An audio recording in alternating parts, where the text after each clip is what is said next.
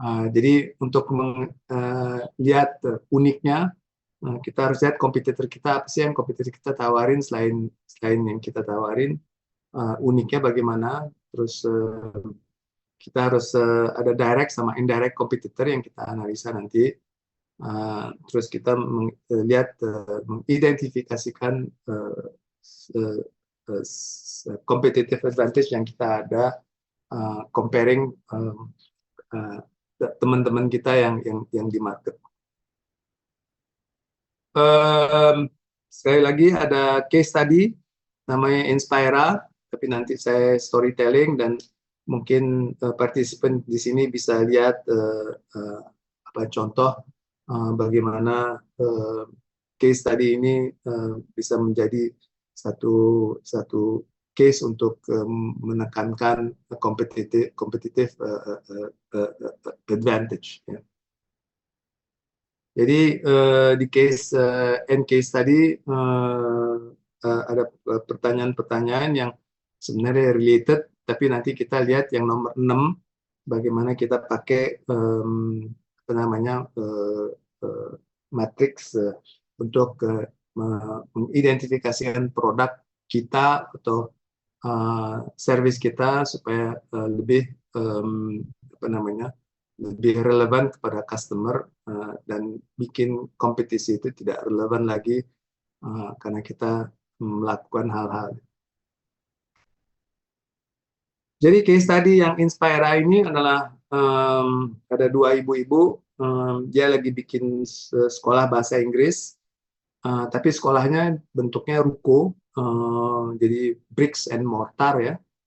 Waktu itu COVID, setelah COVID datang, orang susah.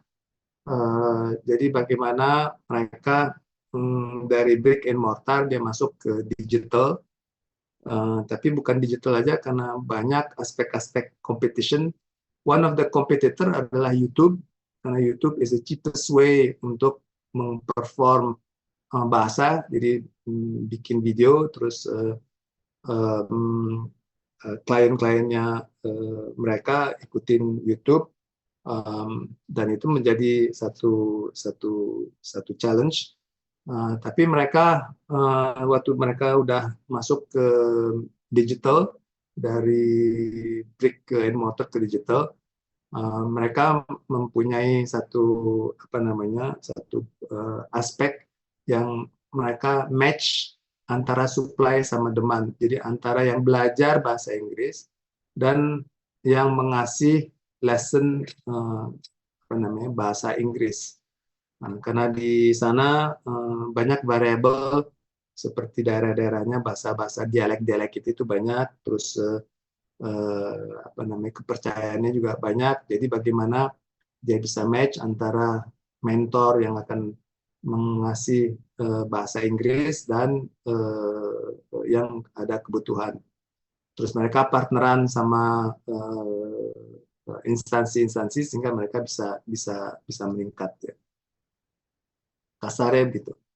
Nah, ini adalah bagaimana kita bisa apa namanya menggarap audiensi dalam pasar yang kompleks ya, yang variatif ya, banyak ininya.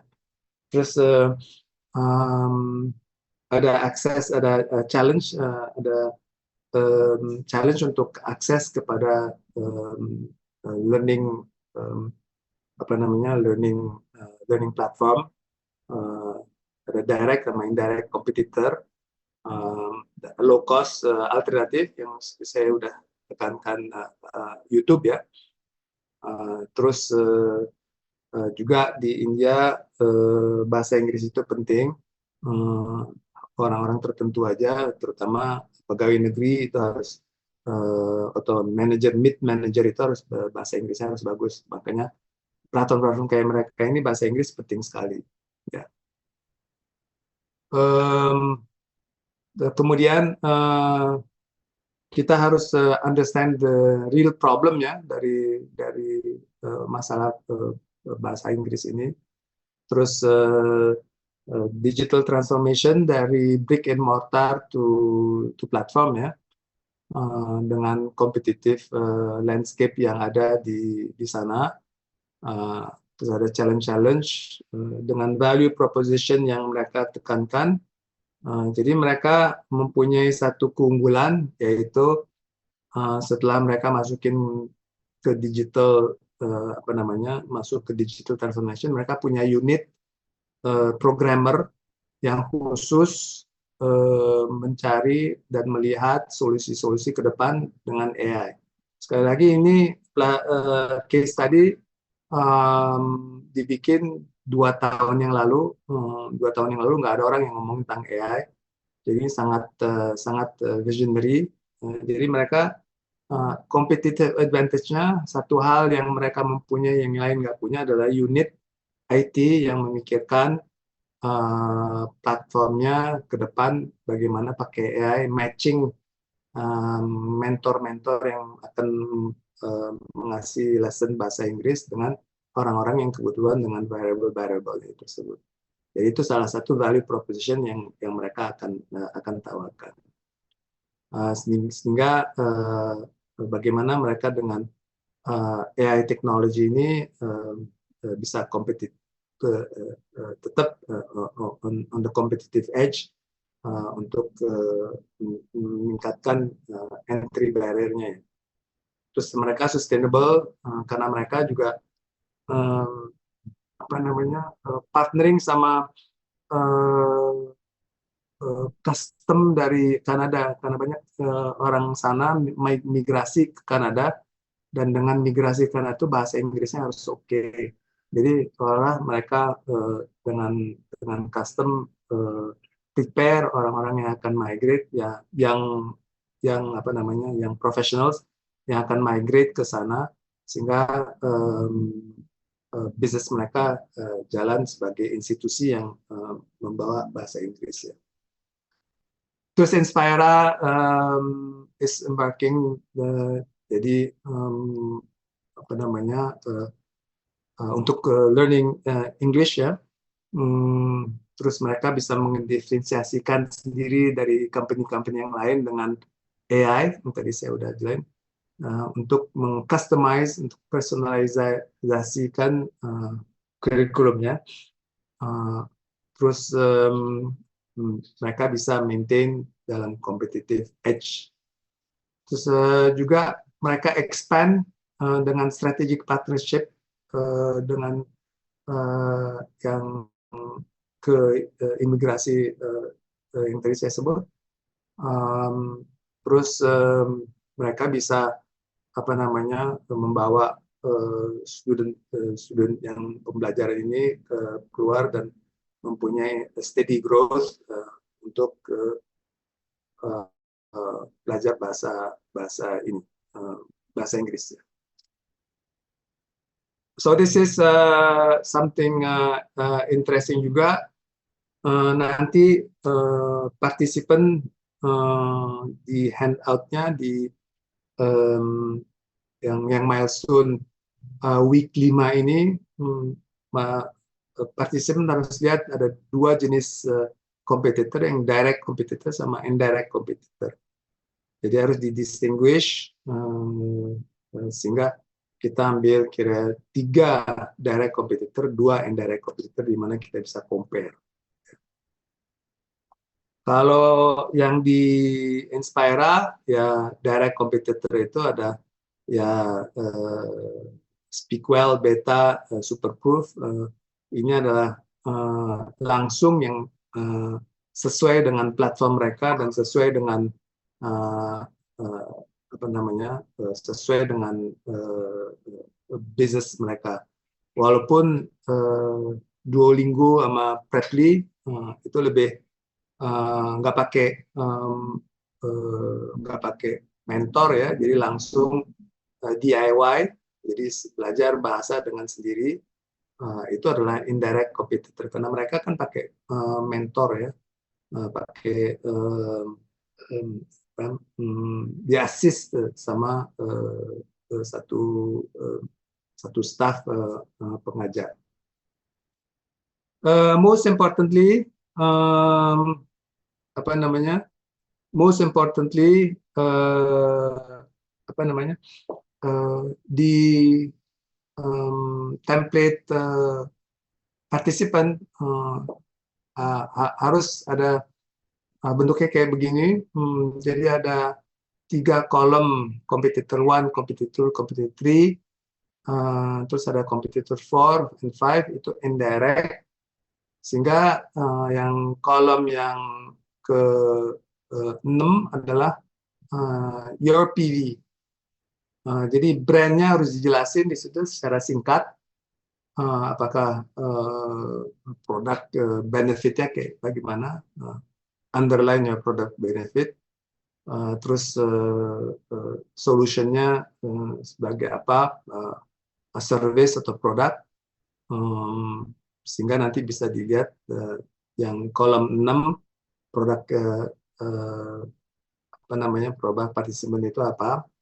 Yang paling penting dari yang paling penting adalah unique value proposition. Kolom yang row yang tengah, di mana nanti kira-kira competitor 1 itu unique value proposition apa, competitor 2 seperti apa, sehingga nanti kita bisa compare sama yang kolom your PV, unique value proposition apa. Jadi investor atau juri dia bisa lihat nanti nomor 1 pengertian dari analisa kompetitor kita ini apa, unique value proposition dari kompetitor ini, bagaimana partisipan bisa mengidentifikasi unique value proposition, sehingga nanti bisa lihat compare your unique value proposition sama unique value proposition dari kompetitor-kompetitor yang lain. Tapi di sini unique value proposition jangan taruh harga. Harga mereka 10, 15, 12, terus harga kita cuma 5 atau 6. Harga is not a factor of competition. Ya, unique value proposition itu value proposition apa yang kita tawarkan kepada customer kita supaya customer kita bisa memecahkan masalahnya dia. Yang competitor 1, 2, 3, 4, and 5 harus ditaruh secara singkat di sini.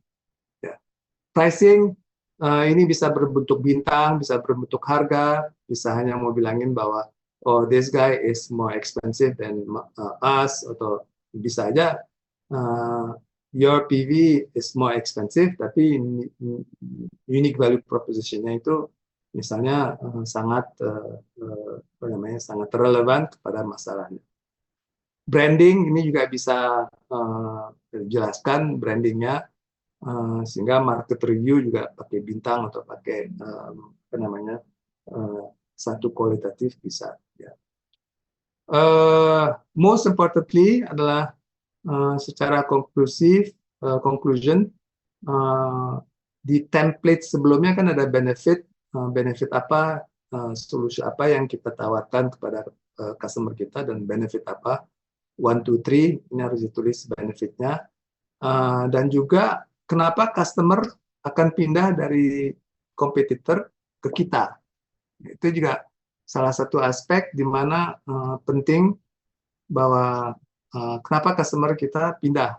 Kalau misalnya sebelum Android nomor 1, waktu itu banyak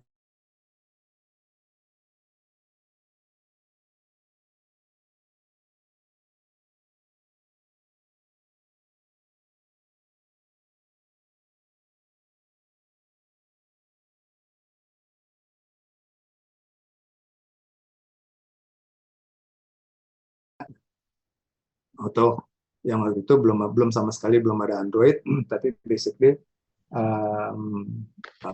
that's it. Jadi ini adalah satu elemen di dalam milestone yang berikut, dan milestone 4 kalau nanti udah pitch, yang sangat penting untuk diisi. Very simple word ya, jangan pakai kata-kata yang panjang, 3 bullet point juga cukup, hanya untuk menjelaskan kepada juri atau investor that you are doing something different, dan bagaimana, why would the customer switch to your product or service? Why?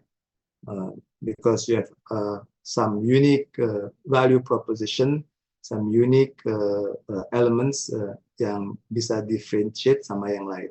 Ya.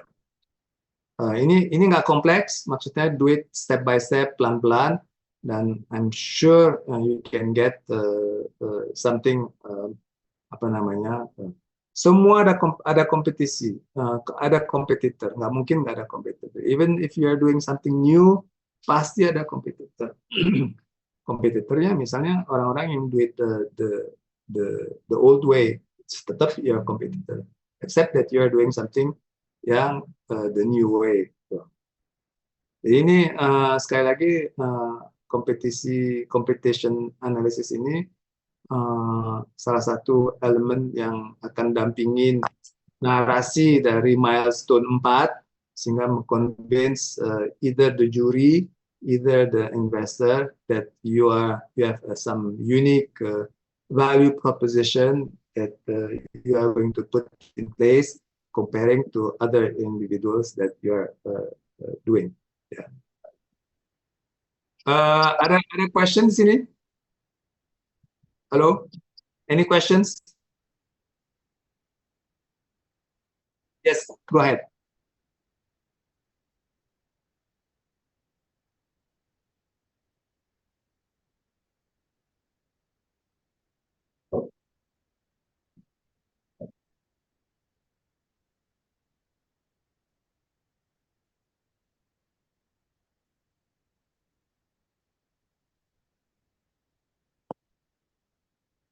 Seperti?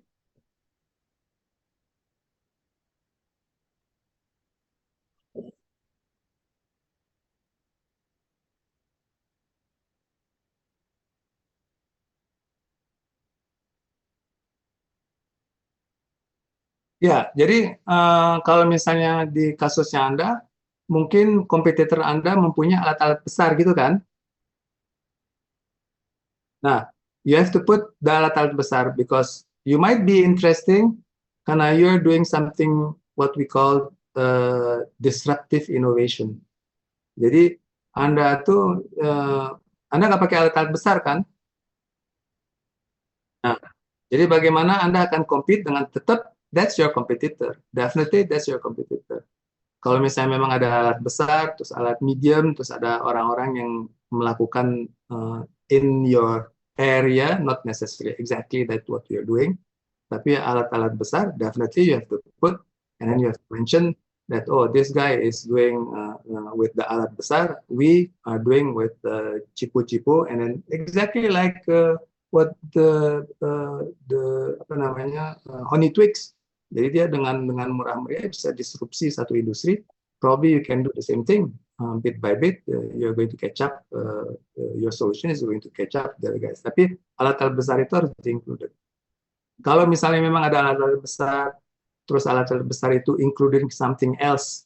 Jadi let's say the alat-alat besar is processing not only what you are processing, itu juga harus di-include. Hanya dibilangin bahwa oh the second competitor ini dia punya alat besar, tapi dia bukan hanya proses what you are processing, tapi dia proses yang lain. Jadi dia misalnya punya dua in one process atau in one machine, they're processing two things at the same time, which you don't care the second process. You care about the first process. Paham kan? Ya. Jadi you are covering a whole industry, put all the things yang ada di situ yang related indirect dan direct with your business. Yeah. That's a good question. Thank you for your question. I go back to my screen. Udah di-share lagi nggak? Belum. Screen saya kelihatan ya? Halo?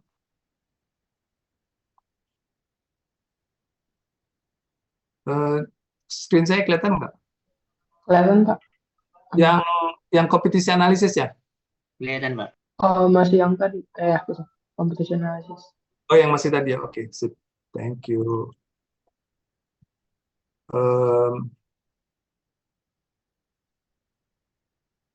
Jadi sekali lagi apa namanya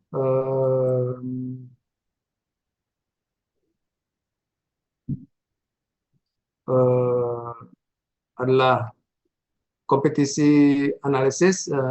Is this stable?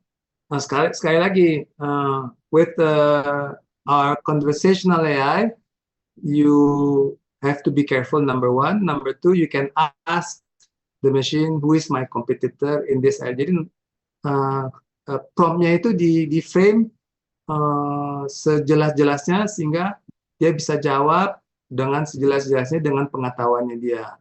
Let's say you have to talk about the geographic location di Indonesia, di Jakarta, di Bandung, di Depok. So you have to very delineate if your competitor is there ya. Terus harus very apa namanya precise. Seperti tadi dibilang apple to apple. You have to explain. I'm doing this. Who is my? Give me 10 competitor that is doing the same thing as I'm doing. Kalau saya mau sadis lagi, tapi sekali lagi critical thinking, ask the machine what are their value, what are their unique value proposition. One by one you ask what are their unique value proposition. Nah, dia bakal ngarang, tapi the machine will make some effort to give you some ideas. You know, you don't have time. You have your brains, dan you have your ideas. Nanti keluar dia akan jelasin, wah ini this company is doing something that you are doing with this kind of unique value proposition. Nanti kalian lihat, wah ini saya nggak bisa sama-sama dia. I have to be completely different because I'm going to offer my customer a new experience or an experience beyond what my competitor is giving. Yeah. Tapi di samping itu, don't do 100% the machine. Machine is again stupid, and then at least you have some ideas where you want to do in terms of apa namanya meresensikan kompetitor yang kalian ada. Even the price you can ask. Mungkin akan give, mungkin dia akan ke Tokopedia atau kemana untuk cari-cari harga-harga yang ini, tapi at least you can get some assistance again with some critical thinking and be careful with the result. Just don't take it for granted. You have to humanize juga di samping itu melalui apa namanya dokumen-dokumen bisa dilihat kompetisinya gimana. Tapi tadi that's a very good question because apple to apple is too easy, but sometimes other competitor are offering a different solution like us, menyerempet-nyerempet, itu yang kita juga cari sehingga kita bisa juga garap, kita bisa expand our offering to extended audience.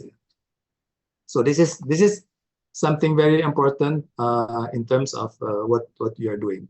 Sekali lagi, you cannot do it in one day. Do it relax 1 day, 2 days, terus minggu depan, terus minggu depannya lagi.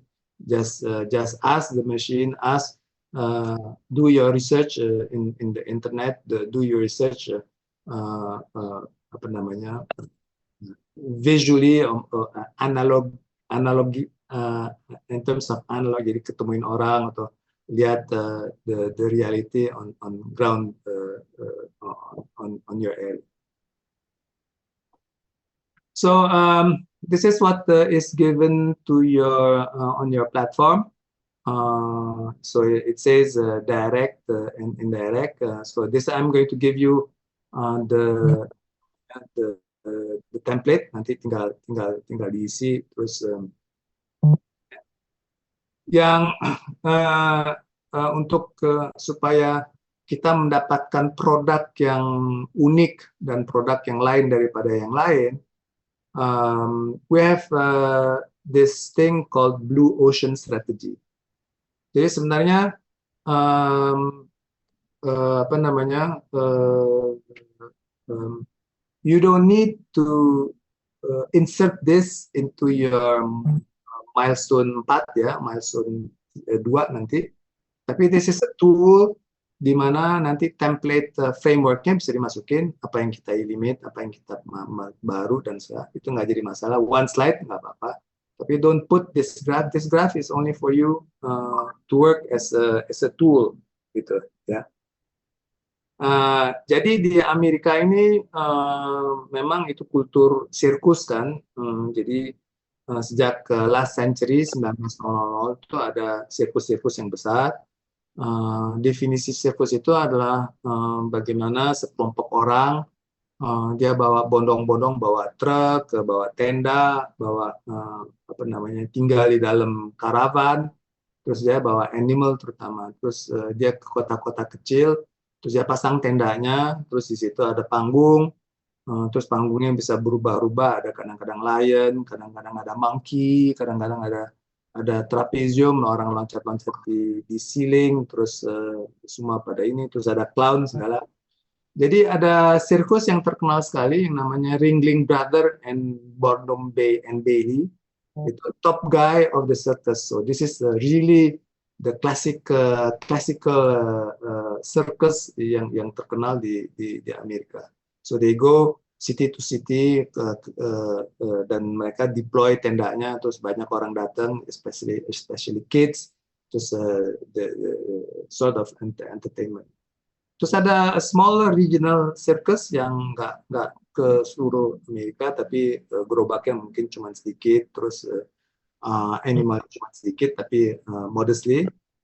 Terus ada these crazy people from Canada called Cirque du Soleil yang mengeluarkan sirkus baru dengan jadi kalau misalnya kita lihat the X ini adalah semua competing factor atau nilai proposisi kita. What are we offering to our customer? Jadi nilai value proposition kita atau competing factor. Ya. Kalau yang di Y itu adalah level dari offering yang lebih tinggi, lebih tekankan, lebih rendah, lebih dihilangkan. Jadi kalau misalnya kita compare these three companies atau the three venture, yang sirkus paling top itu yang udah 100 tahun eksistensinya, mereka tuh harganya ya murah-murah saja, nggak begitu tinggi, dan smaller regional circus itu juga mirip-mirip, nyampe-nyampe. Walaupun yang dari Kanada ini, Cirque du Soleil, the new circus ini, dia agak mahal di atas. Ini dia agak mahal. Ya.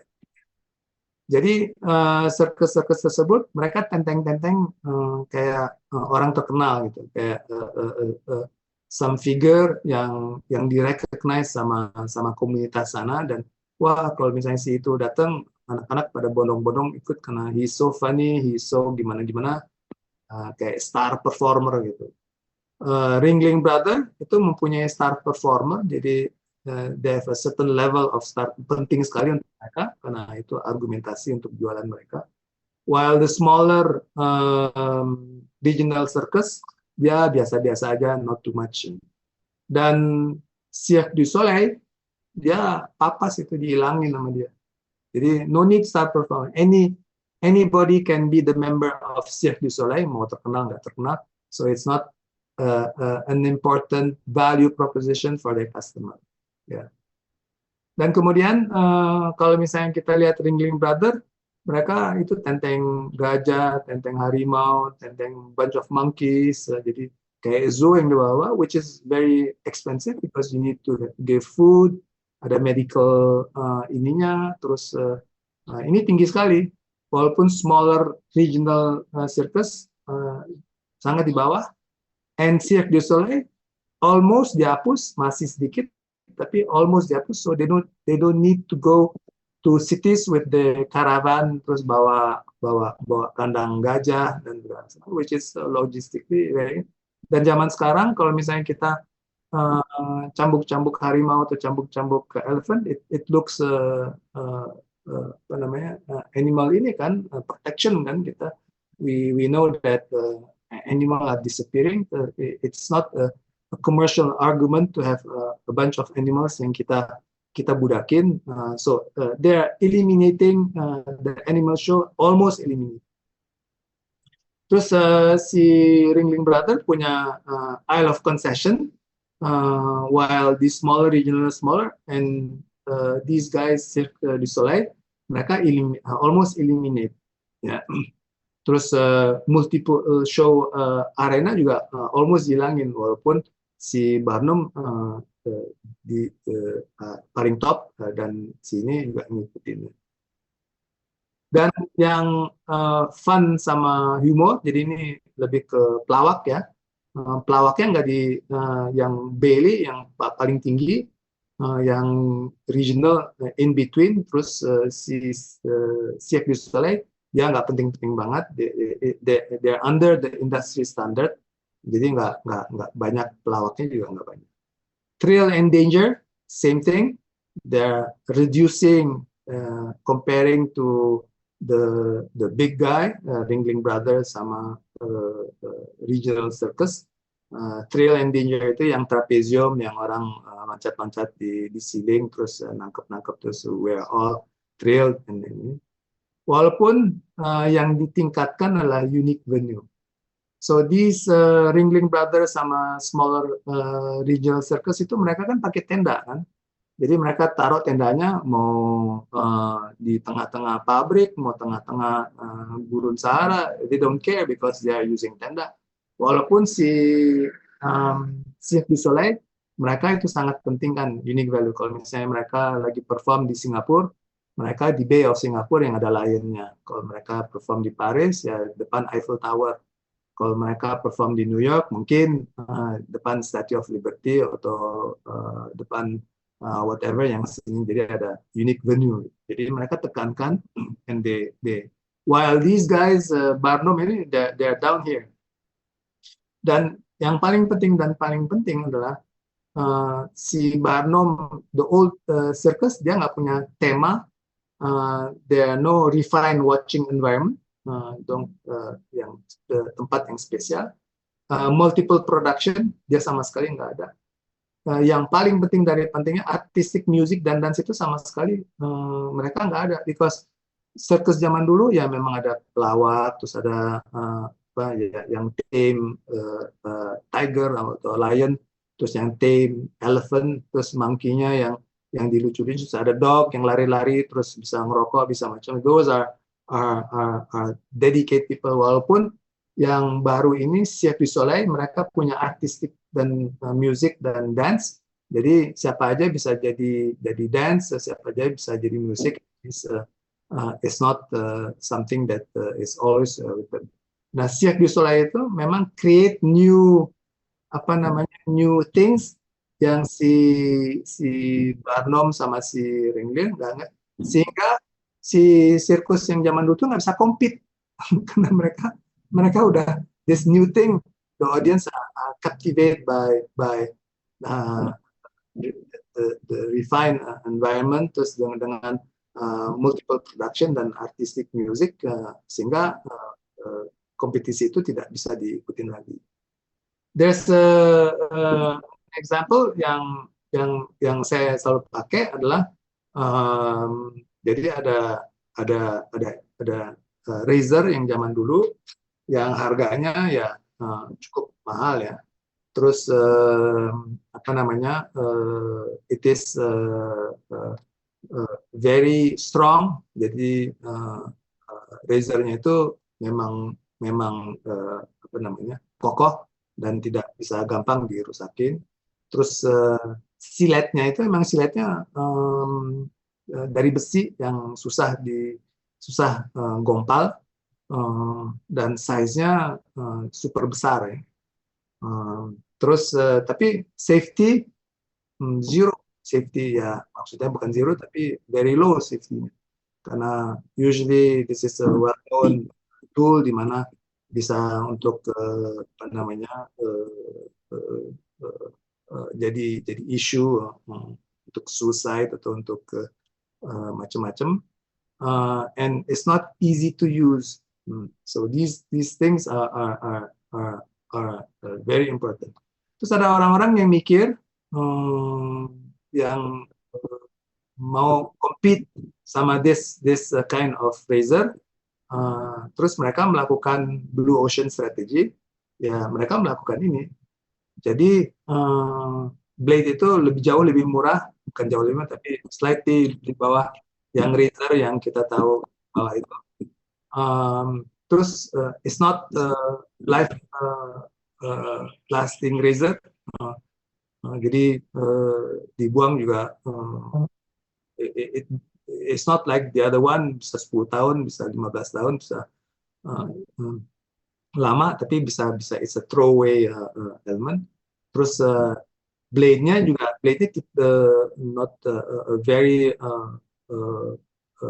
dari besinya itu nggak same as the razor, while the size is much smaller in terms of, jadi size-nya yang satu super besar, tuh yang ini hanya satu garis saja. In terms of safety, you cannot be hurt with the blue one.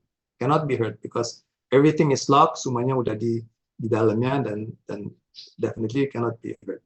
Terus it's easy to use, no need to rinse, no need to have some maintenance. It's just make everything easy, maintenance free. Terus fashionable lagi. Fashionable maksudnya bisa warna hijau, warna pink, warna kuning, warna merah, so different color. So they create a new things to make ujung-ujungnya. Why blue ocean? Blue ocean because the ocean is agreeable. The contrary of blue ocean is red ocean. Kalau misalnya kita mau bikin kayak razor yang sebelumnya, big razor, blade, terus pakai mechanical, yang dalamnya ada mechanical segala, it will be red ocean because we are going to fight with these people. While what you are doing here is some blue ocean strategy, meaning that the guy who is your competitor cannot catch you up because you created new things, and you are going to sail on another direction than the one that you are competing with. Dan saya rasa partisipan di sini definitely in the smaller scale atau in the bigger scale, you definitely can do this kind of things. Yeah, in the smaller scale. Jadi lakukan ini sekali-sekali. Kalau misalnya kalian mau dokumentasi, I can give you 10 gazillion of documentation mengenai blue ocean strategy. Tapi this is easy to understand. Bikin aja skala ini, terus taruh offering competing factor di bawah, terus main-mainin aja. So you have 4 things at the end of the day. You eliminate, you reduce, you raise, and you create. So you create because you have some creativity, you have some ideas, you know your competitor, you know the weakness of your competitor, dan kalian bisa create with the apa namanya with the framework. Jadi apa namanya we have this guy yang namanya 4 action framework. Ini kasus dari Cirque du Soleil ya, yang tadi sirkus tadi, dia eliminate star performer, jadi bintang apa namanya yang terkenal, yang anak-anak akan datang kalau misalnya ditenteng this guy to city, and no more eliminate animal show, zero, because today when you have this level of cruelty, bawa monkeys ke kota-kota, terus bawa elephant, makannya bagaimana, he is going to be in the cage for most of the trajectory. Animal show, zero, nada. Terus Isle of Concession dihilangin juga, multiple show arena, jadi panggung-panggungnya itu juga di-eliminate. Dan dia akan menurunkan pelawaknya. They think menurunkan ya, not eliminate, menurunkan. They think it's not worth pelawak-pelawak anymore because clown itu is probably lebay and exaggerate. Today we can look at pelawak di social media, juga banyak pelawak-pelawak, so probably they think it's not, which is smart. Thrill and danger, trapezium, terus semua pada tegang, they reduce that thing. Terus they create new things, which is the theme. Jadi pakai tema, let's say today Cirque du Soleil mau ke Jogja, terus dia nanti di mana, atau di Taman Fatahillah, terus nanti dia mau tema Jawa. Those are the tema. refined environment. It's the location that they are going to perform this thing. Ada maknanya dan ada signifikannya. Multiple production. Yang penting adalah artistic music and dance. So they are going to perform some dance and music, which the old guy didn't have any clue or any idea that they are going to do this kind of things. Terus dia tingkatkan unique venue. Unique venue itu adalah yang tadi tepat yang lebih. So this thing is in your template kalau nggak salah. Tapi kalau misalnya nggak di template, I can put this template. Hanya untuk memperlihatkan bahwa you guys are doing. Kalau ini nggak apa-apa taruh. Tapi kalau misalnya yang tadi chart yang ada apa namanya kurva-kurvanya, it's only a tool for you and hanya untuk iseng aja, dan you can lihat it's a tool for you to create to help you to segregate your to put into place this 4 action framework. Jadi this is the one in your template, I guess. Kalau misalnya nggak ada, nanti saya sertakan. So you have create, you have enhance, you reduce, and you totally eliminate. So you have this 4 things that you need to put into consideration. Terus adalah apa namanya yang di customer analysis, why should why should customers switch to your product? Oh, because you're doing a better job, because you're offering a better. Kalau misalnya tiap kali ada customer dikasih insentif, dikasih duit, it's also. Halo, can you hear me? Kedengeran, Pak.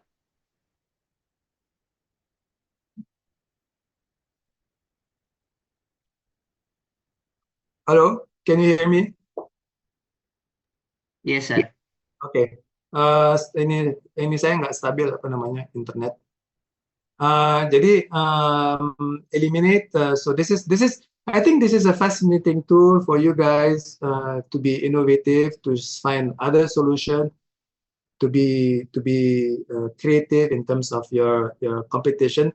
Jadi kompetitor kalian nggak bisa udah nggak. Even if you want to make a cendol, you can use this template to make your cendol. Cendolnya harus unik, cendolnya harus rasanya kayak gimana, dan packagingnya mungkin bagaimana, deliverynya bagaimana. The small thing you can if you know your product, you know your context, you can work on it. So this is the apa namanya, the why you change.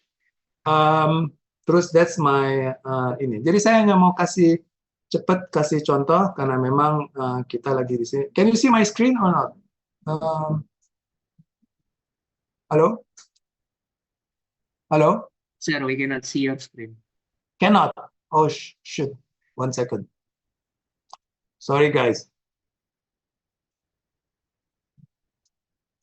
Thank you for letting me know. Jadi ini adalah this is my favorite thing. Saya sih saran participant di sini just take a small portion, terus tanya-tanya mesinnya, not as what I'm doing. I'm just giving you an example how powerful this tool is and how you can get things done. If you have a certain approach and you have certain guardrail, meaning that you have to you need a certain critical thinking, you need to ask the prompt properly dan segala. Jadi ini adalah prompt engineering. This is I need you to work with this kind of formulation in terms of your venture. So you have your name of venture, you have kira-kira solutionnya kayak gimana, problemnya apa, customer-nya siapa, lokasinya di mana. So this is also the context that you need to feed the prompt. Why are you doing this? Because you need to get innovative and disruptive ideas for your venture. So you're not going to make some venture that 1,001 orang udah melakukan, atau you're not going to make a venture that is not apa namanya interesting. Ya. Jadi ini adalah contoh yang di Philippines, ya, karena saya banyak kerja di Philippines mengenai poultry check. Jadi ini ada company yang namanya poultry check, yaitu mengkomputerisasikan ayam broiler untuk meningkatkan efisiensi dan meningkatkan performanya melalui learning machine dan IoT, di mana di Davao City area di Philippines. Ya. So I gave them the location. Ya. Dan kemarin-kemarin ini juga apa namanya mesinnya kurang ajar. Karena saya taruh begini tuh saya bilang, oh I cannot say this is because you are talking about terrorism. Kan di sana kan ada banyak terorisme ya, teroris yang Islam itu dan segala nama saya udah Idris, terus mesinnya bilang, terus saya bilangin mesinnya stop talking nonsense, stop spitting nonsense. I'm just helping some countries to improve their economy. This is nothing to do what you. I didn't mention about terrorism. Kalau misalnya saya mention it, but saya acknowledge kan. Jadi you have to be smart with the machine and you have to have dialogue. Terus sampai sekarang dia nggak ngomongin lagi sama saya mengenai ini, because they know I'm not stupid, you know. So basically, you have to be very stringent with this machine. Don't be friend with the machine, because mesin itu kan hanya kabel, kaca, terus some gold somewhere, some chip.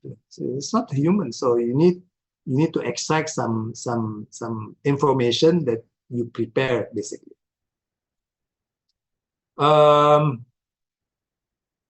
Jadi ini adalah hasil yang dikeluarkan sama mesin tersebut. Jadi saya minta competing factor-nya apa? Please give me the competing factor of this kind of, yang tadi saya definisi dari usahanya tersebut. Give me the competing. Terus saya bilangin price, manual feeding, paper record, inefficient labor, terus feed waste, jadi boros dari makanan. Karena broiler itu dia sangat hati-hati dengan makanan. Jadi sekali lagi ya, definisi broiler itu kita kasih berapa kilo, kita cokokin berapa kilo ayamnya, terus pas dipenggal itu berapa kilo. Nanti kita lihat korelasinya antara yang kita kasih ke ayamnya dan kepada daging yang dihasilkan. So jadi they're very cautious in terms of food waste. Jadi kalau misalnya hambur-hambur makanannya, misalnya dikasih makanannya hambur-hambur terus nggak dimakan, that's the problem. Disease risk, operational cost, production efficiency, terus profit margin, real time monitoring, terus predictive analytics, dan data driven insight. Jadi price-nya ya sedikit lebih murah. Kalau yang zaman sekarang agak mahal. Terus manual feed, jadi farmer mereka tuh jadi ada orang-orang yang kasih makan tiap pagi, terus dilempar-lempar, terus dilihat, terus dicatat. Oh ini saya kasih kelompok ini berapa kilo, terus ini. Terus kalau kita yang baru manual feed-nya itu dibuang karena pakai IoT dan tiap jam tertentu klek. I'm really having a trouble with my internet. 1 second.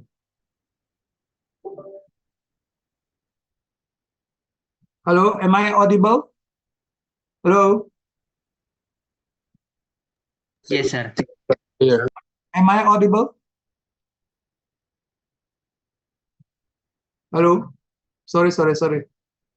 Saya kedengeran nggak? Iya, Pak. Kedengeran, Pak. Oke, thank you. Jadi saya teruskan manual feeding, terus pakai IoT kan bisa otomatis. Paper record, dia nggak catat lagi, so no more paper record. Inefficient labor, jadi labornya tuh efficient karena semuanya sudah terotomatisasikan. Terus feed waste-nya bisa dipantau dengan baik, so we reduce considerable feed waste. Terus disease risk juga kita reduce. Operational cost kita reduce karena kita memang terus production efficiency kita naikin, profit margin jelas kita naikin, real time monitoring karena semuanya udah teroperasi pakai kamera dan pakai segala. Yang paling penting adalah predictive analytics dan data driven ya. Jadi kita create which is the old farming udah nggak bisa ikutin lagi. So they need to catch up with us. So this is competition is no more relevant for us and for them, karena kita udah di blue ocean, mereka masih di red ocean, masih ngos-ngosan, nggak real time monitor, nggak bisa predictive analytic. Dan di sini juga very interesting kalau misalnya partisipan lihat ini, we are not talking about AI, we are not talking about artificial. This is learning machine and IoT, that's it. This is hanya mau lihat regression linear, simple as that. Mungkin nanti bisa disophisticatekan, tapi at least we start with this kind of thing. So we have the competing factor here, terus we have the offering lah. Jadi ini 100% mesin loh. Jadi dia bisa bilangin nanti kalau misalnya iseng-iseng partisipan tulis saja, this is my company, please give me an idea for the 4 action framework. Tulis eliminate, create, reduce, create, trace. Tekan tombolnya. Atau juga ngomong, jangan nanti dia bisa bikin 3 halaman, 4 halaman. Bilang aja, give me 3 bullet point. Gitu. 3 bullet point with 2 words atau 3 words. Jadi singkat dia. Jadi keluarin dia manual feeding, paper record, inefficient labor, terus di eliminate sama dia. Create real-time monitoring, predictive analytics, data-driven, terus reduce, jadi apa yang di-reduce? Feed waste, disease risk, operational cost. Apa yang di-raise sama dia? Efficiency, profit margin, poultry welfare, dan segala. Jadi ini adalah explanation-nya dia. Eliminate, terus gone all the days of manual feeding, paperwork, dan segala. Terus create poultry check doesn't just stop automation. We create new dimension of poultry management, real-time monitoring, empower farmer. Ini sebenarnya bisa banget di Indonesia. Tapi I don't know who's doing this. Ini iseng banget untuk participant at your level. I think this is you can afford this kind of things. Yeah. Real-time terus environmental condition by harnessing the power of machine learning and IoT. We craft data-driven insight that empower farmers to make informed decision. We empower farmers to informed decision, driving efficiency and productivity unparalleled levelnya itu lebay banget ya, unparalleled level. Reduce waste, the leveraging real-time monitoring, predictive analytics. This not only optimize resource allocation, jadi kita kan harus mempunyai resources yang kita mengalokasikan dengan optimal, sehingga minimizing disease, ensuring healthier flocks, jadi ayam chickennya lebih sehat. Moreover, our solution leads to reduce operational cost, enhance sustainability and profitability for poultry farmers. Ya, apa yang kita tingkatkan? Kita tingkatkan inovasi on multiple front, elevate the production efficiency, pushing traditional boundaries, setting new industry standard. As a result, profit margin are raised, transforming the economics of poultry farming. Most importantly, our solution champion poultry welfare, ensuring optimal living condition for the birds while maximizing. Jadi ini solusi ini adalah win-win. So you guys, when you do entrepreneurship, when you do a solution, it's always a win-win situation. Never saya mau menang aja, because I'm going to sell gazillion things, my product is the best, so I'm going to crush all the at the end of the day sih begitu. Kalau misalnya kita ngeliat Google atau Facebook kan, Facebook nggak salah di kantornya ada tulis no evil apa gitu, jangan melakukan evil, tapi padahal kan at the end of the day kan juga evil kan.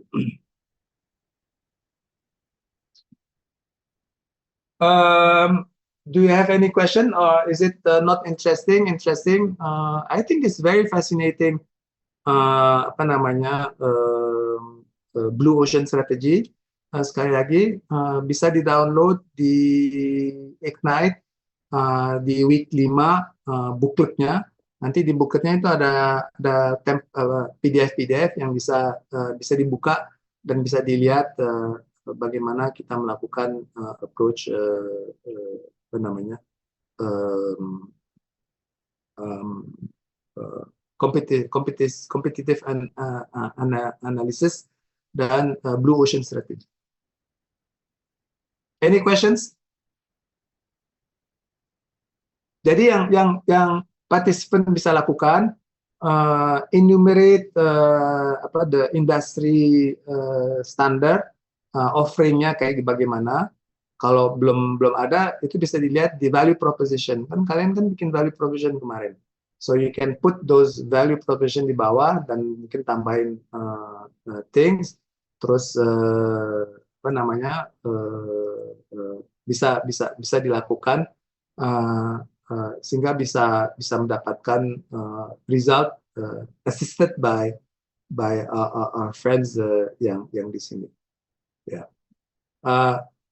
I think you should interrogate the machine pelan-pelan, maksudnya pelan-pelan dengan apa namanya dengan simple sehingga dia nggak jawab yang. Otherwise you will feel frustrated if you don't get result and don't expect much from the machine. Yang ngedrive itu adalah kalian, bukan mesinnya, bukan that platform. Jadi saya do you have any question about the class yang mengenai competitive analysis ini? Bisa ya untuk kerjakan untuk your template ya. Halo? Halo, Samuel?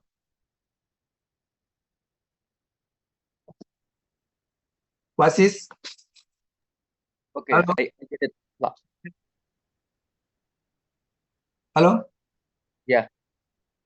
Bisa ya? Bisa. Mungkin saya ada follow up question, Pak. Kalau Please. ini kan kita saat meresearch competitive advantage-nya itu gimana ya, kayak how far kita, apakah nanti di competitive advantage-nya itu ada sesuatu yang bisa kita tiru juga, Pak? Mungkin ada dari mereka saat kita mempelajarinya, ada dari kayak model bisnisnya ada satu dua faktor yang bikin mereka lebih efisien. Nah, itu bisa kita terapkan di kita gitu. Jadi kayak malah bisa nge-in kita, atau kita have to be fresh from to the other competition gitu. Apakah kita harus benar-benar menampilkan berbeda, atau kita bisa kayak mensimilaritisnya ke orang yang sudah ada? Yeah, that's a good question. Karena kalau misalnya kita mempunyai mengetahui competitive advantage mereka, terus kita tiru mereka, ya nggak ada masalah. Tapi I think you have to be beyond that, meaning that you have to dismantle, terus bikin reverse engineering, terus dilihat you are going to probably be better.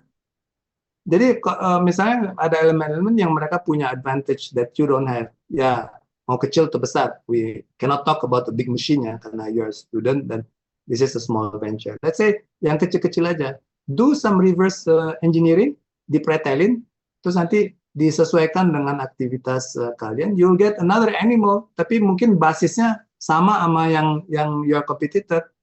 Give you an example, Steve Jobs never invented anything. Dia nggak, he's not an inventor. Hanya dia masukin mesin fotokopi di telepon, kamera di telepon, masukin email di telepon, masukin word processor di telepon. So you can do some reverse engineering, terus nanti you create sama design thinking produk yang mirip-mirip sana, tapi completely different because you probably bring some elements, 1-2 elemen, DNA-nya diganti, sehingga jadi animal yang lain gitu daripada yang sana. Gitu. It's probably going to be better, and you're not going to waste time because you have dismantled, you have some reverse engineering. That's not a crime. That's not a crime. Siapa aja bisa melakukan itu. Tapi kalau misalnya ambil sesuatu yang ada di sana terus ditemplokin di kita, I think that's not at least you have some apa namanya assimilation atau some adaptation atau some adjustment yang dilakukan di kalian.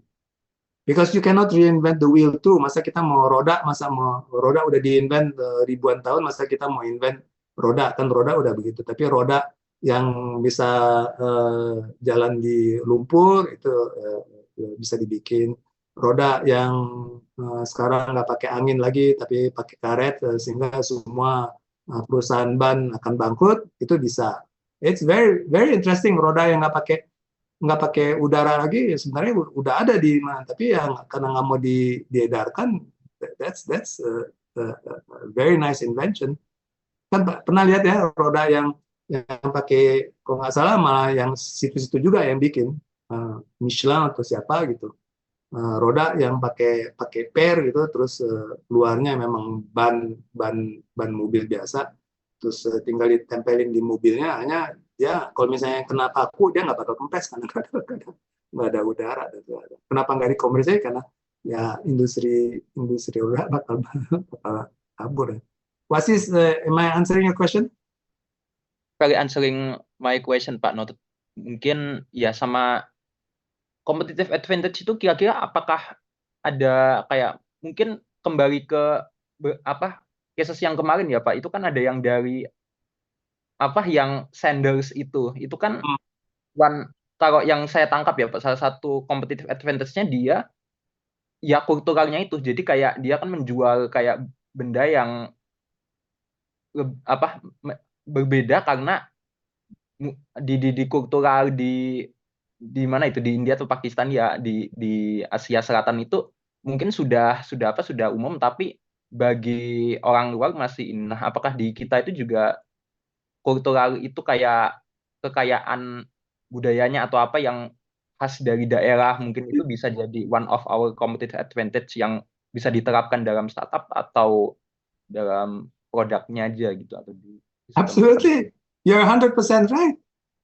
Yang namanya wine Bordeaux, ada anggur yang namanya Bordeaux. Kalau itu ada area di Prancis namanya areanya Bordeaux, yang di mana dia tanam Bordeaux. Kalau misalnya kita mau tanam wine Bordeaux di California atau di Australia, which is climate sama, terus kita namain wine Bordeaux, nggak boleh. That's what you're talking about. Di Indonesia ini kekayaan cultural ini banyak sekali, kayak batik. Lihat aja perusahaan yang namanya Singapore Airlines, ada kelas yang namanya Chris. Terus orang-orang tamu-tamu saya yang dari Eropa, wah hebat ya, Singapura yang punya Chris itu Singapura. Chris itu kan asalnya kan dari Melayu atau dari Malaysia atau dari Indonesia, not Singapura. Jadi saya rasa di Indonesia ini banyak sekali cultural namanya apa sih? Pokoknya ada namanya, sehingga batik, Chris atau tumirik aja kalau nggak salah ada namanya ubi celumbu ya. That's something yang regional, itu nggak ada di mana-mana, hanya di tempat situ. Katanya ubi celumbu itu kesehatannya banyak sekali, untuk beauty, untuk makan, untuk that's something that you can grow. That's another topic. That's also a competitive advantage. Tapi itu yang nggak di-create. We are talking about here competitive advantage yang di-create, kayak the lady tadi yang tiba-tiba dia punya toko, terus dia akhirnya karena COVID nggak laku, terus dia bikin platform, sehingga dia ngapain bikin platformnya, karena banyak kompetisinya. Terus dari YouTube aja bisa bikin pelajaran bahasa Inggris. Jadi dia mau bikin sesuatu yang lebih dari yang lain, sehingga dia mempunyai competitive advantage. Apa competitive advantage? Competitive advantage itu adalah satu elemen yang kita punya yang orang lain nggak punya, yaitu dia punya unit IT yang bikin AI, dan dia mikirin the next generation of platform in education. Itu competitive advantage dia. Jadi kompetitif, there's two different things. Kompetisi analisis yang harus menganalisa kompetisi, itu one thing. Jadi ada 3 orang, 4 orang yang kita analisa, terus kita lihat compare sama kita. oh apa ininya value proposition dia apa, oh produknya di mana, terus oh harganya murah atau enggak. Nah itu kompetisi analisis. So we analyze the competition world with direct and indirect. Competitive advantage adalah sesuatu yang kita punya keunggulan sehingga yang lain nggak punya. How? Ya Blue Ocean bisa melakukan. Jadi competitive advantage-nya the fact that we create things that other people are not creating sehingga bikin kompetisinya nggak relevan lagi karena dia nggak bisa apa namanya nggak bisa catch up karena kita mempunyai we create new things dan we eliminate other things yang lain bisa. So those are two different things. Tapi definitely to answer your question, kalau misalnya memang ada hal-hal yang orang lain punya yang kita ambil, terus kita dismantle, terus kita bikin reverse engineering, terus kita lihat apa namanya ambil elemen-elemen yang which is not a crime, reverse engineering. Di IT di Silicon Valley software-software itu dipretelin sehingga nanti misalnya dari skala 10 terus kita ambil satu atau dua yang diganti, itu is not a crime because legally we are not tapi yang 8 itu sama which is animalnya jadi lain dan is really not a crime. Maka dari itu kadang-kadang there's another counter ini untuk menghindari hal-hal seperti itu. Saya kan juga lagi masalah-masalah sampah ini. Jadi orang-orang yang apa namanya yang melakukan sampah, kita punya mesin yang gede, dia beli dari India, terus dia pretelin, terus dipretelin dia bongkar-bongkar terus diganti-ganti, ini diganti, which is not a crime, because it's expensive, and then hanya mempunyai alternatif, terus kita lihat bagaimana apa namanya punya inspirasi sehingga kita bisa punya what Elon Musk is doing with his car. Remember his car yang Lotus whatever, tapi dia nggak reverse ini, dia hanya beli platformnya dan dia masukin software karena he's not a car guy, he's a software guy. Jadi dia tempelin software terus tempelin baterai itu udah jadi mesin mobil ininya. Any other things? Any questions? Pasis, thank you for your question. Good question. Ini Pak, mungkin satu lagi. Ini Yes. kalau competitive advantage itu apakah ada ini kayak ada apa ya? Kayak ada barrier-nya atau penghalangnya gitu yang bikin itu memang tidak bisa dijadikan kompetitif, karena mungkin kalau yang saya kepikiran baru mungkin regulasi. Mungkin kayak kalau lakukan satu terobosan ini masih terkendala regulasinya nggak boleh. Nah itu berarti apakah ya salah satunya regulasi itu bisa jadi penghalang untuk mendapatkan competitive advantage atau ada hal yang lain, Mbak? Atau mungkin kita bisa kayak ngehindarin hal tersebut gitu? Regulasi ya. Iya. Yeah, that's true. Regulasi can be a friction, obstruction untuk ini. Tapi biasanya regulasi juga terlambat dia.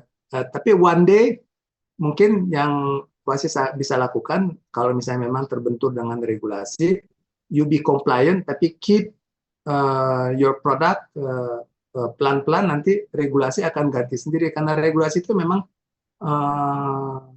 lambat, memang sesuatu obstacle tapi lambat akan diganti dan tetap akan diganti one day. So the regulation is definitely going to change accordingly karena mungkin pemerintah atau the guy who is doing the regulation sadar bahwa kalau misalnya terus-terus begini we are not going to be competitive in terms of country, in terms of industry, in terms of economy dan sebagainya. Tapi nyerempet aja di sekitar regulasi to be compliant. That's a good question. Regulasi itu is one friction, one apa namanya hambatan untuk ini. Oke. Noted, Pak. Mungkin 3 itu ya, Pak. Terima kasih banyak, Pak. Mungkin teman-teman lain. Thank you for your question. Very very nice question and very nice discussion. Ada lagi? Oke. Jadi saya hanya mau kasih lihat apa apa namanya contoh. Kemarin kan kita sudah milestone 1 ya. Saya sih suggest all the participant you stick on the template. Jadi yang nggak perlu-perlu itu dibuang semuanya, yang gambar-gambar, yang introduction, terus yang explanation, you throw all the things out. And then you just stick on the template, yaitu problem statement dan segala problem statement. Nanti kalau misalnya kita udah ada waktu, milestone 4, ada waktu, baru kita tambah-tambahin supaya lebih sesuai, lebih cocok dengan produk participant. That's one thing. Number 2 is keep in mind, this is real thing. So if you are making a software, if you are making an application, you need to know the basic. Nah, jadi jangan fokus ke loginnya. Login is not important. Jadi fokus ke flow. Sebenarnya bikin software itu untuk apa sih? Oh, untuk supply sama demand. Oh, jadi orang klik di situ untuk dapat misalnya laundry, tapi laundrynya di belakang ada 100 laundry, sehingga pada satu hari itu dia compete dengan harga yang paling murah dapat karena supply-nya banyak ya. Kalau misalnya jarang, yang paling murah dari yang paling mahal. Misalnya. Jadi hanya gambarin aja gitu prosesnya.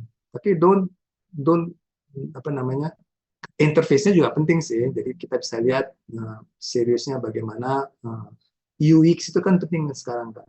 If you are dealing with farmer misalnya, terus UX-nya sangat sophisticated, ada social media di bawahnya ya, kayak usual gitu, doesn't make sense. Farmer doesn't need it. UMKM ibu-ibu ini lagi masak nih, terus kita lagi sajikan tool untuk keuangan, terus kita taruh social media di bawah, plenty of things yang kayak biasa kita lihat di komunitas. It doesn't make sense. Ibu-ibu UMKM dia hanya perlu masukin satu angka, terus nanti oh dia jadi apa dan sebagainya. Jadi simplify. Di India itu memang banyak orang yang kena kasta kan, jadi ada yang begini, ada yang begini. Terus sampai sekarang juga ada orang yang nggak ngerti smartphone itu apa. Jadi mereka they use a lot SMS. Dengan SMS petani bisa di remote, terus lama ujung-ujungnya dia naik ke AI, ke very sophisticated prediction untuk apa namanya climate, untuk antisipasi. Oh kamu bisa dapat berapa kilo kalau misalnya kamu tanam segini. Tapi itu melalui SMS. Jadi I think you have to, maka dari itu ada customer persona, karena customer yang akan mencerminkan who are you going to work with your customer. Ya.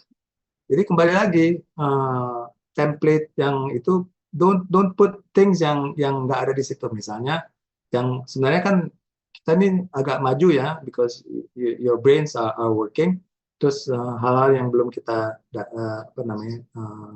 datengin kita udah coba-coba di situ, which is okay. Tapi please follow the template saat ini. Nanti kalau misalnya udah selesai M4, kalau misalnya kita mau presentasi atau mau apa, baru make it fancy and so on.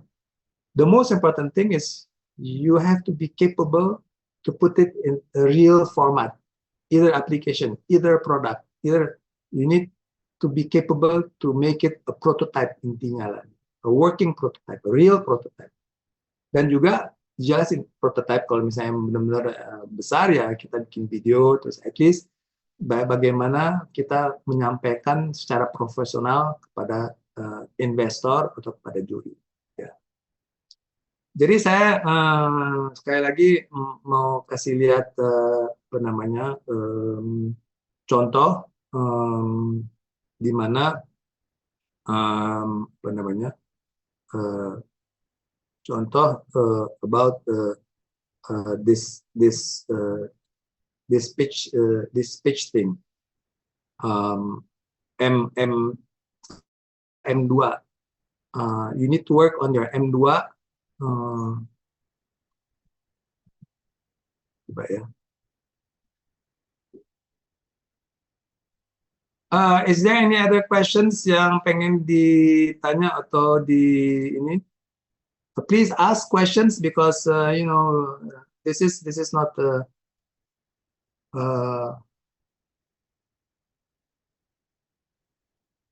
hello, ask questions.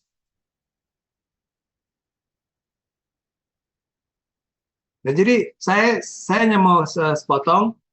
Nah, kalau misalnya kan template ya, template itu adalah problem statement dan ada problem statement, terus ada customer, terus ada saya. Nanti do the whole thing dalam kata arti lain. Kalau misalnya nanti udah M4 mau presentasi kepada juri yang internasional atau kemana, kita bisa tailor at least all your data. Jadi ini satu contoh, I'm using 100% the template yang ada di sana. Tapi this is a professional work. Jadi ini bagaimana kita menampilkan masalahnya. Masalahnya itu adalah sampah di Indonesia yang sudah numpuk dan segala. Ya. Terus kita bilangin lokasinya di mana. Jadi kita bilangin bahwa Jakarta itu di situ, terus di sini ada Gunung Putri, terus di Gunung Putrinya juga ada elemen. Jadi zoom ya, untuk orang-orang ini. Terus this is the problem statement. Kan basically is a sticker ini kan, jadi pakai stiker. Jadi konteksnya bagaimana problemnya, traditional lack of, jadi ini semuanya problem-problemnya apa yang dihadapi sama ini. What is the alternative? Ini kan teaching factory ya. Traditional academic learning methods are insufficient to prepare student to real work. Jadi kita merasa bahwa traditional teaching system itu kurang grounded ke industri. Jadi makanya ada teaching factory. Lack of motivation and practical knowledge skill among students after graduation. Jadi setelah mereka graduate, mereka nggak termotivasi dengan menghadapi masalah-masalah. Local community and government industry have struggled to acquire skills dan knowledge they need. Jadi local government sama industri itu memerlukan skill-skill untuk sampah. Ya. Jadi ini alternatifnya kayak gimana, terus who's our customer, customernya ada student looking skills, academic yang pengen punya experience, industry looking for skilled person. Terus ini ada quantifiable-nya, terus ada alternatifnya. Terus ini adalah problem definition. Jadi problem definition saya ikutin persis apa yang kayak yang ada di template itu. Teaching Factory Negara Bagian Indonesia will partner with local government, industry, and communities, and academia to offer student practical knowledge and skill. Simple kan? Jadi untuk mengkasih skill dan practical knowledge untuk sampah, kita kerja sama local government, industry, sama community, ya, komunitas ya, masyarakat, ya, kalau bahasa Indonesia masyarakat. Benarnya develop solution that adhere circular economy principle, yang ngikutin circular economy. Propose a solution circular economy model maximize the implementation of 3R, reuse, toward resource material energy. Jadi material sama energy sama larvae culture. Jadi material sama energy.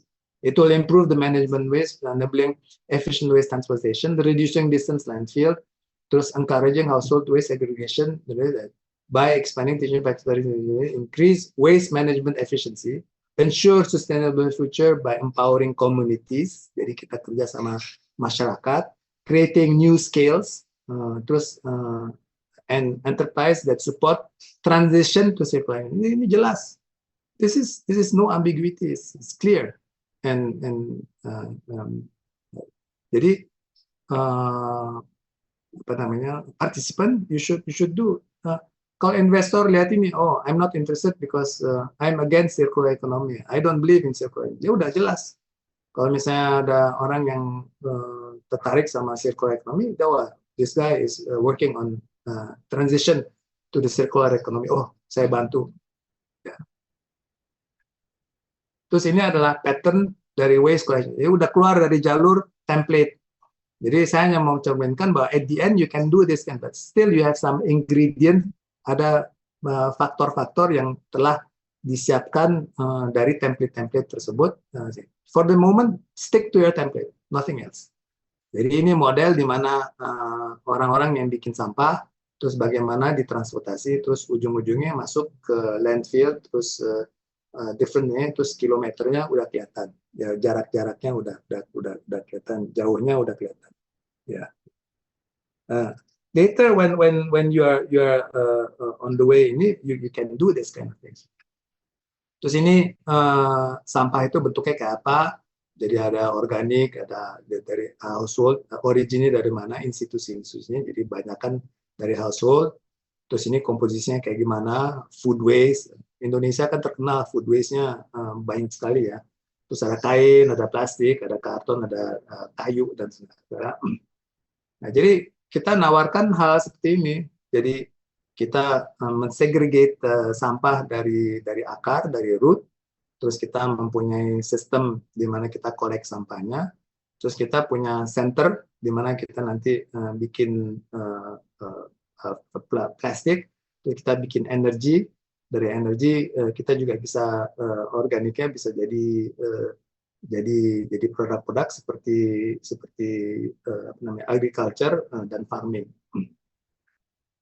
Ini adalah value proposition, no difference from your guys. Hanya dia pakai stiker-stiker aja. Efficiency, job to be done, efficient and sustainable waste management. Jadi sampah itu bagaimana? Oh my god, saya mati lagi. Sorry guys.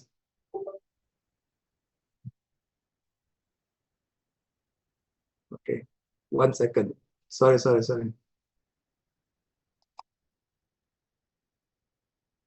Saya terusin cepat because I think this is terus establish circular economy model, reduce waste. P-nya apa? Conventional waste management system is inefficient and unsustainable. Waste transmission costs are very high. Truk mahal nggak sah. Limited waste management capacity infrastructure. Emang nggak pernah dipikirin. Terus solusinya bagaimana? Terus benefitnya gimana dan segala. Terus solusinya ujung-ujungnya kita bikin RDF punya mesin-mesin yang gede, baru 10 ton, terus besok-besok 30 ton, which is not easy. Ini competition siapa competition? So look at this unique value proposition. Jadi waste to management proposition offer one-stop shop waste management needs and expertise in consultant. Jadi dia konsultan dan dia Green Planet. Dia specialize in waste management and specific industry range. Waste for Change ini yang paling terkenal. Offer end-to-end waste management solution from waste reduction to jadi dia menawarkan ini. Terus circular economy consultant, dia provide circular ini. Terus Nebraska pertama, PT Nebraska pertama dia offer sustainable technology. Kalau di Teaching Factory provide practical knowledge and skill to waste management through partnership with local industry, community, and academia institution with focus on circular. That's it. Jadi kekuatan si Teaching Factory ini adalah partnership sama pemerintah, which is di sini nggak ada. Jadi kalau misalnya orang lihat ini, wah ini nggak ada pemerintah sama sekali nggak diajak. Waste to value ini pemerintah sama sekali nggak diajak. Community lokal nggak sama sekali nggak diajak. Jadi community lokal itu orang-orang lokal yang tinggal di sana, yang udah puluhan tahun di sana, nggak diajak, nggak ada tulisan sini. Price terus brand dipertanyakan. Nah, ini juga Blue Ocean Strategy yang saya masukin sini karena iseng, karena lucu aja nih. So price selective, jadi pengambilan sampah, apa namanya, pemisahan sampah, collection, transportasi, terus customize the solution. So itu kita eliminate semuanya. Jadi nggak ada jadi mesinnya itu akan pilah sendiri dia nanti. Collection, transportasi kita nggak pakai sendiri, kita pakai orang ketiga sehingga orang ketiganya bisa di empower gitu. Customize consulting, yes, government local ya. Nah ini apa namanya, commitment to sustainability. Yang lain nggak ada, kita ada. Create local industry government interface partnership, kita ada, mereka nggak ada. Forward vertical integration, this is very interesting term. Forward vertical integration, kita ada. Akademia kita ada, bisa research dan macam-macam. So these are the things that we created. Nah, ini juga lean canvas-nya, besok-besok kita lihat lean canvas, is a sticker model. Jadi kita tempel-tempelin stiker, terus kita diskusi dan kita mempunyai hal-hal yang tertentu gitu. Ya. Jadi saya rasa sekali lagi the point here is bagaimana nanti screen saya nggak kelihatan ya? Halo, Kelihatan, Pak. yang mana nih? Lian Canvas, Pak. Oh, Canvas. Oke. Thank you. Saya rasa itu kita belum sampai sana, jadi kita I don't know what's happening, tapi ya I'm having difficult with my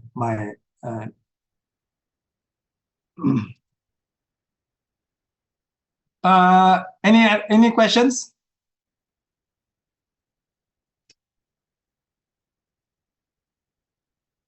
Coba saya sekarang tampilkan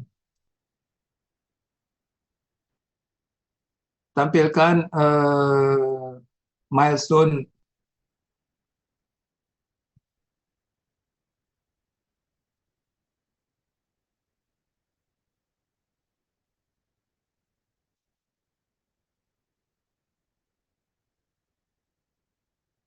Oke.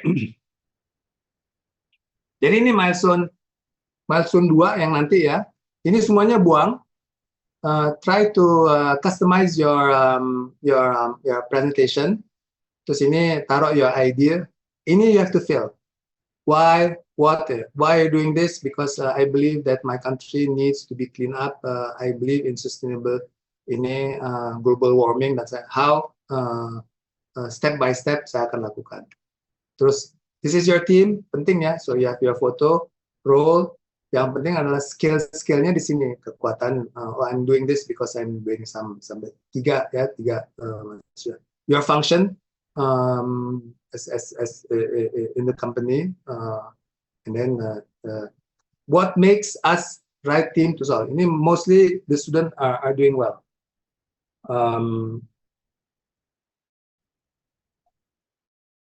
Sorry. Ini sebenarnya nggak tahu apa koneksi atau apa. Saya coba cepet deh.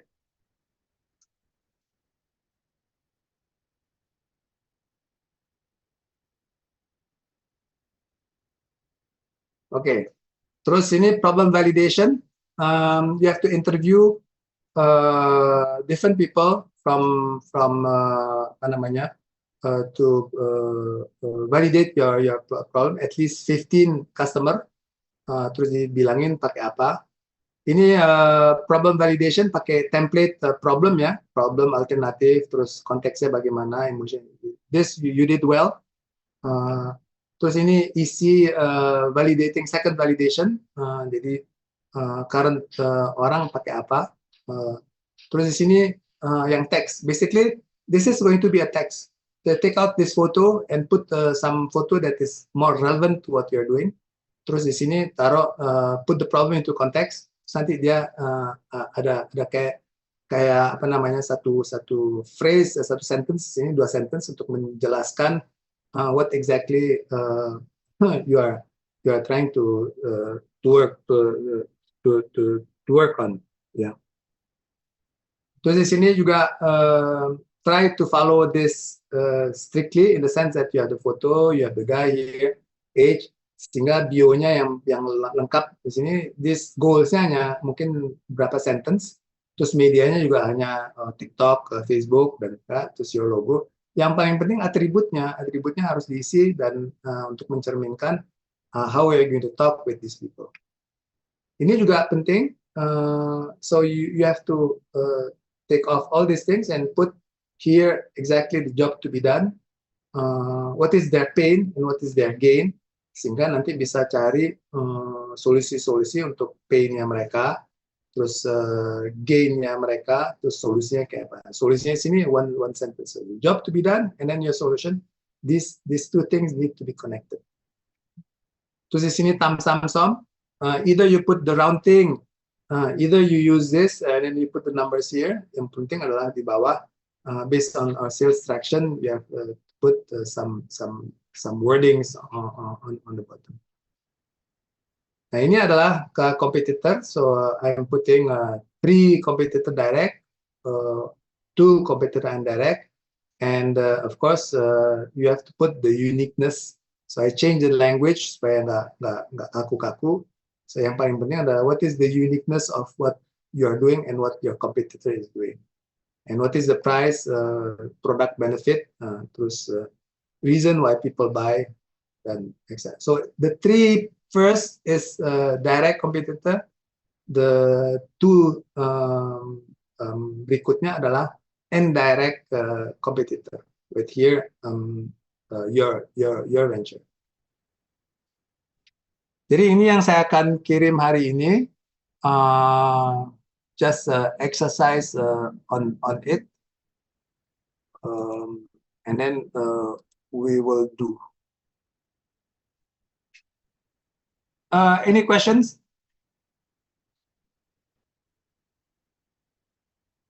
Hello, any questions?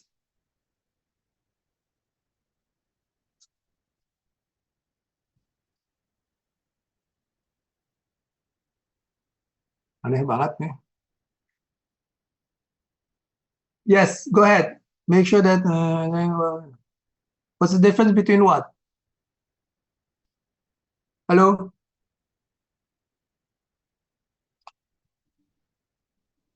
The difference between what? The difference between direct and direct. That's a good question. Direct sama direct. Direct yang tadi dibilang apple to apple itu direct direct competitor. Yang indirect itu adalah one second. Saya kirimin satu hal. Bentar. Kemarin juga saya ada tim, terus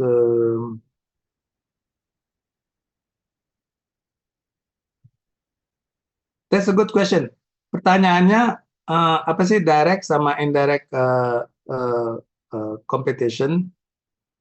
The answer is one second.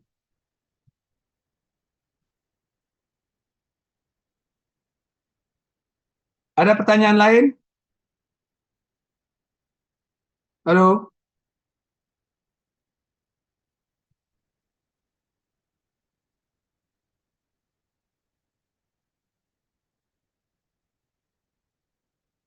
Ini saya kirimin ke grup a simple gambar-gambar which explain direct and indirect competitor.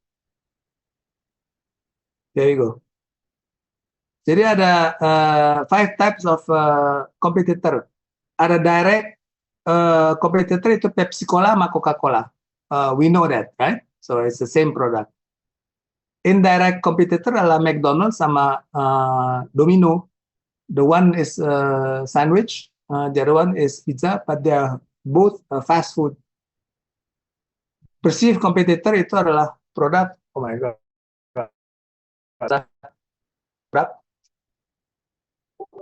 dan partner competitor itu adalah sepatu, terus alternatif competitor adalah Nikon sama Wacom. Direct sama indirect udah ditulis di situ. Halo, did I answer your question, Samuel? Yes, sir. Okay, cool.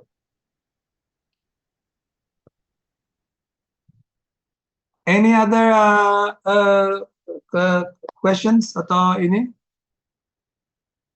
Jadi pumpung saya di sini kali saya kirim aja apa namanya? Nanti kalau misalnya yang nggak ikut di sini di share aja. I'm sharing the week 5 ya, template week 5 di mana ada competitor analisisnya sehingga sudah bisa dikerjakan untuk nanti bisa disertakan di milestone 2. Milestone 2. Again, milestone 2 is very critical. Very critical because it's important for the whole thing. Nanti saya juga masukin di grup selain di sini, pupuk kalian aja di sini. Kalau misalnya kalian pakai telepon juga nggak lucu kan.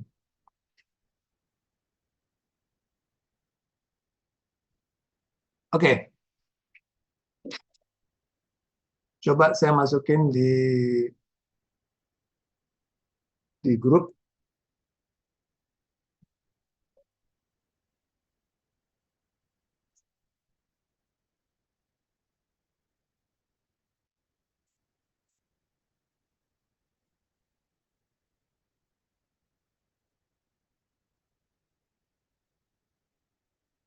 Is there any other questions yang perlu ditanya?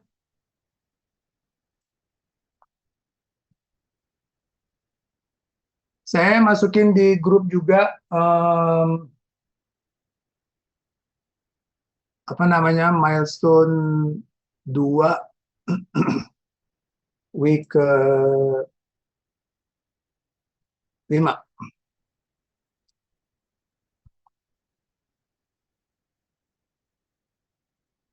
Oke, jadi kita sudah lihat kelasnya hari ini adalah kompetisi analisis dan competitive advantage. How you have asked good questions about that. Kita sudah lihat template-nya. The last template is semuanya dibuang yang bagian atas, terus try to customize, and then you try to work on your competition analysis. And I gave you an example. There's a lot of, I don't want to give you too much example karena nanti bisa membingungkan. But this is what I'm suggesting. Jadi dari sekarang sampai milestone 3, karena milestone 3 itu ada finance-nya yang cukup berat finance-nya. Bagaimana kalau misalnya kita bikin session mentoring. Session mentoring itu hanya 5 menit loh, 10 menit. Nah, maksimum 5 menit. Supaya at the end of the day, bukan template-nya atau page-nya benar, tapi bagaimana ini bisa menjadi benar-benar venture gitu. Setuju nggak? Halo? Christian? Chico? Halo Chico? Iya, Pak. Jadi saya sih suggest 5 menit, 10 menit, nanti saya kasih jadwal, terus kalian klik, sehingga nomor 1 milestone-nya benar, terus ujung-ujungnya bagaimana ini bisa menjadi apa namanya real venture, in the sense that you are not going to just apply some framework atau bikin gambar-gambar atau bikin satu konsep, tapi bagaimana ini bisa kena di real world. Nah, bisa-bisa nanti saya datang sama spesialis ini, spesialis itu, nanti dia tanyain gimana, tapi ada 2 jenis yang mentoring one to one, terus ada yang secara keseluruhan kayak marketing, itu mungkin nanti kita cari orang. Mudah-mudahan si Iman juga udah nggak sibuk lagi, saya cecer terus karena memang di sini ada 2 platform yang education, dan I think it's worth for him to see what you guys are doing. Tapi I would suggest apa namanya mentoring itu penting karena these things need to be real thing. Ya maksudnya nyerempet the real thing. Kalau misalnya nggak jadi real thing juga nggak apa-apa juga sih, karena kita kan nggak tahu pendanaan itu nggak not easy. Is there any questions selain ini? Halo? Helvian? Aufa?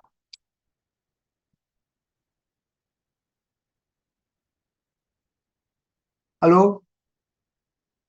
Raffi?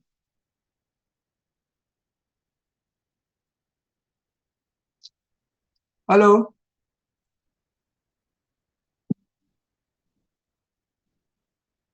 Halo? Tio? Ya, Pak. Gimana Tio? Ada question? Aman sih, Pak. Sudah kebayang semua, Pak. Nggak ada kesusahan untuk ke milestone-nya? Belum, Pak. Oke. Kalau misalnya, jadi kita udah cover almost everything. Hanya saya terus akan lihat milestone satu kalian dan saya akan memperdalam dalam kata arti lain hal-hal yang bisa di optimize sehingga nanti saya kembaliin ke kalian. Ya. Saya rasa kita sampai di sini aja dulu. Kalau misalnya ada apa-apa, just text me, ask me things yang perlu diperdalam atau apa, sehingga kita bisa apa namanya go forward. Oke? Halo, Wasis, gimana Wasis? Kurang lebih udah terbayang Pak nanti gimana nyusun untuk milestone selanjutnya. Oke. Ya udah, jadi kita sampai di sini saja dulu. Terima kasih untuk kehadiran partisipan. Jadi kita nanti bikin jadwalnya, I'll make some apa namanya interface untuk janjian. Only 5 minutes, not more than that. Karena saya yang penting adalah I want to visit one by one your milestone one, sehingga nanti kita bisa kerjasama untuk saya kasih some direction so you can fix your milestone to make this something real. Ya, yang penting adalah this is not theoretical thing. At least you are going to close to make this something real as an exercise. Okay? Terima kasih.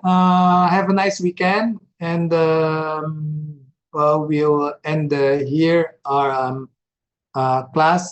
Terus we are going to meet next week. Formatnya belum tahu, tapi basically we have another class next week on Friday.